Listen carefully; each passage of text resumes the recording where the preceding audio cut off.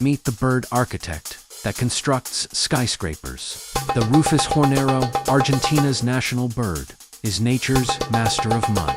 Without steel or concrete, it uses its beak and claws to carry over 2,000 mud balls, mixing them with saliva to create natural cement. Watch as it builds a two-room mud mansion. Its nest features a sloped roof to repel rain and a dome structure that withstands 100 kilometers per hour winds.